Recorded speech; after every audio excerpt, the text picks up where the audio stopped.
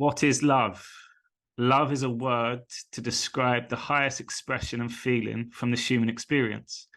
But what is love? In order to find love, we have to learn what love isn't, first of all.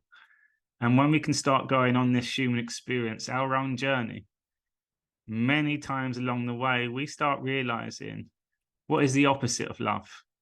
So the only way to find love is to go without, which means if love is God, the only way to find God is to go without first.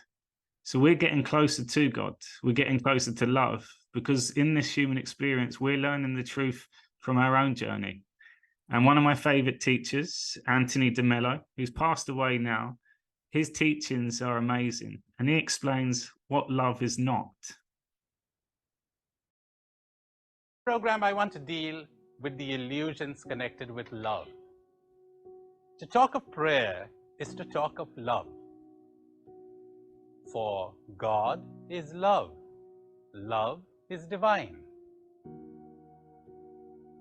But what generally goes under the name of love has nothing to do with love at all. Nothing. So let me begin by telling you what love is not, and then indicating, however vaguely, what love is. Love is not attraction. I love you more than I love anyone else. Translate, I'm more attracted to you than to others. How does that sound? You draw me more than others. You fit the programming in my head better than other people do.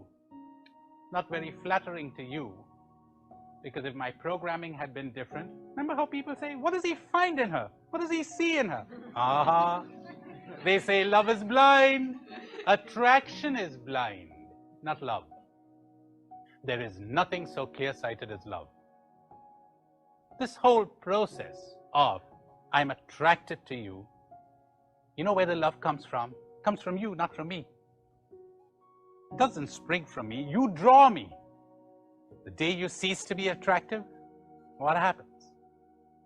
Well, I'll hold on to you out of guilt, out of loyalty, out of an ideal. But love in your sense of the word has died. If for you, love means attraction. It's gone.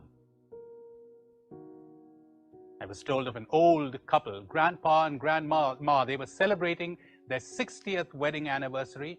They were tired after all the celebrations, sitting in the veranda, and grandpa felt moved, see? And he said, Grandma, I'm proud of you. What was that, Grandpa? She says, you better speak louder. You know I cannot hear you without my hearing aid. He said, I'm proud of you. She says, that's all right. I'm tired of you too.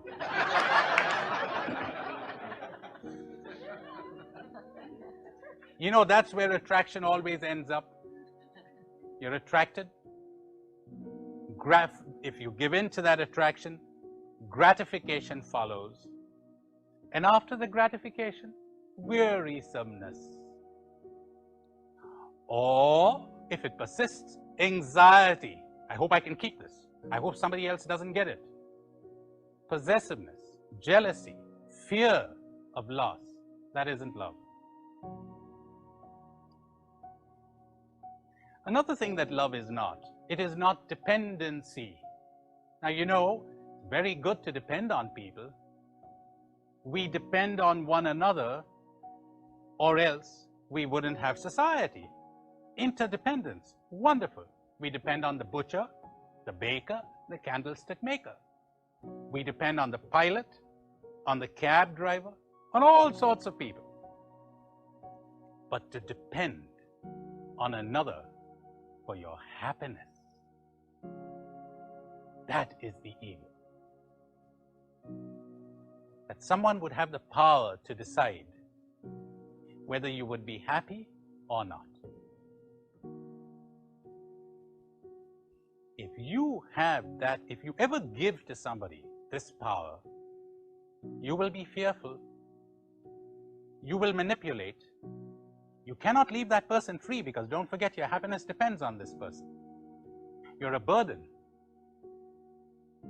sometimes you get two empty people depending on one another, two incomplete people depending, leaning on one another, two dominoes. One moves, the other falls. Is that love?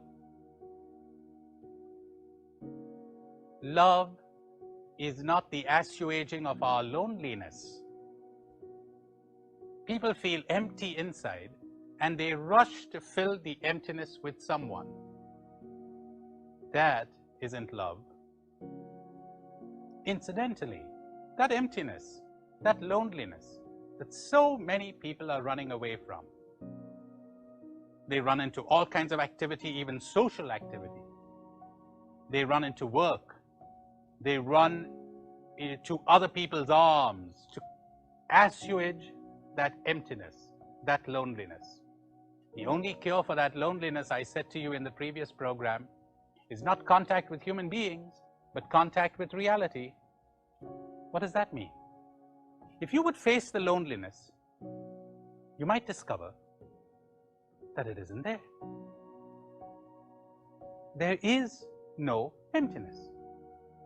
If you would face the illusion that you were programmed into by your society, that you need others, you'd realize it isn't there.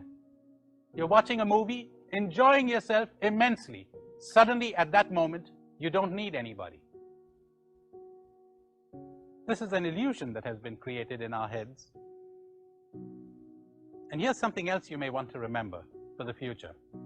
Both what you're running away from and what you're searching for is inside of you. It's all there. If you would face what's going on inside of you, what you're running away from would disappear, and what you're searching for would emerge. So love is not the assuaging, the soothing of our loneliness. Mostly when people talk about love, you know what they're talking about? They're talking about a thing of the market. It's a bargain. You be good to me, I'll be good to you. You be nice to me, I'll be nice to you. You're not nice to me, funny. Those nice feelings I had towards you turn sour. Is that love? You could bargain with money. You could strike a deal with money. You could strike a deal with all kinds of things. You're striking a deal with your emotions, and that's supposed to be love. Here's another surprise. Love is not desire. I desire you with all my heart. You know, inasmuch as I love you, I do not desire you.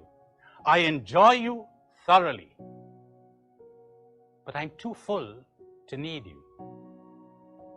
It's like when you come, you're so enjoyable, and when you leave, I'm not at all miserable. I'll enjoy the next thing, and the next, and the next person, and the next. I'm full. And if you are full too, how marvelous that is. Centuries ago, Buddha had these marvelous words to say. The world is full of sorrow. The origin of sorrow, the root of sorrow, is desire. The uprooting of sorrow is desirelessness. Let's translate that better, because by desire, he meant a desire on whose fulfillment my happiness depends. And our societies and cultures are the whole time encouraging us to add to these desires. So we're more and more programmed to unhappiness and to non-love. The world is full of sorrow. The root of sorrow is craving. The uprooting of sorrow is cravinglessness. I desire all kinds of things, but I don't desperately need anything. If that desire is not fulfilled, I'll be quite happy. I explained this in the previous program. Sometimes people say, if you had no desire, would you ever achieve something? If you had no ambition, like that guy who stands up on a platform and he says, I was born an Englishman, I will live an Englishman and I shall die an Englishman. And an Irishman in the crowd shouts, man, have you got no ambition? He says, ambition.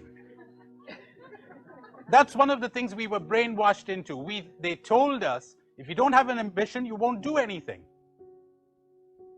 They forgot that there's so much energy and so much delight in working, whereas the ambition brings tension. Listen to these marvelous words of the great Chinese sage, Chuang Tzu. They're so good that I took the trouble to learn them by heart. Let's see if they come out well. And if they don't, we won't be upset by the failure, will we? Now,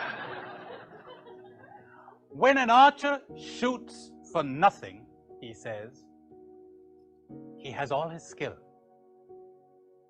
When he shoots for a brass buckle, he is already nervous. When he shoots for a prize of gold, he goes blind. He is out of his mind. He sees two targets. His skill has not changed, but the prize divides him. He cares. He thinks more of winning than of shooting. And the need to win drains him of power. Isn't that marvelous? It was your ambition that drained you of power. You were driving with your brakes on. You were tense. So, the world is full of sorrow.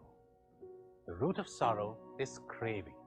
Marriages that are built on craving are so fragile, so ready to fall apart. I have expectations of you. You better live up to them, or else.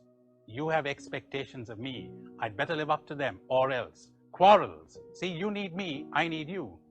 I need to find my happiness in you. You need to find your happiness in me. That's where the struggle begins. That's where the possessiveness begins. And you know something?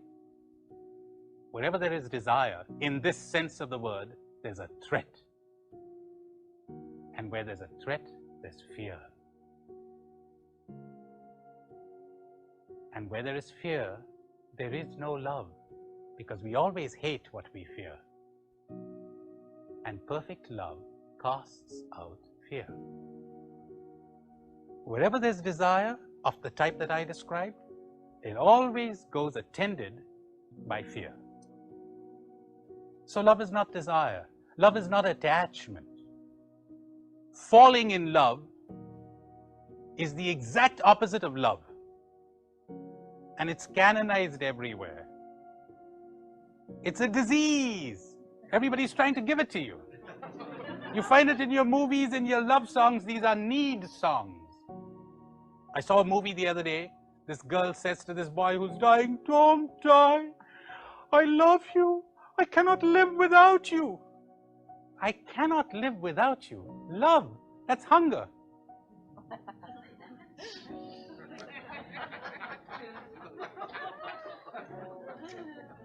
So, you know something? When I fall in love with you, I cease to see you. I don't see you anymore. Whenever there's a powerful emotion, whether it's positive or negative, I cannot see you. The emotion comes in the way. I'm projecting my own needs onto you. Falling in love is blind. Attachment. We're already moving into what love is. I told you what love is not. You know something? I cannot tell you what love is. It cannot be said. I cannot tell you what happiness is. It cannot be said. When you drop your fears and your attachments and your illusions, you will know. I could give you comparisons. Listen to this.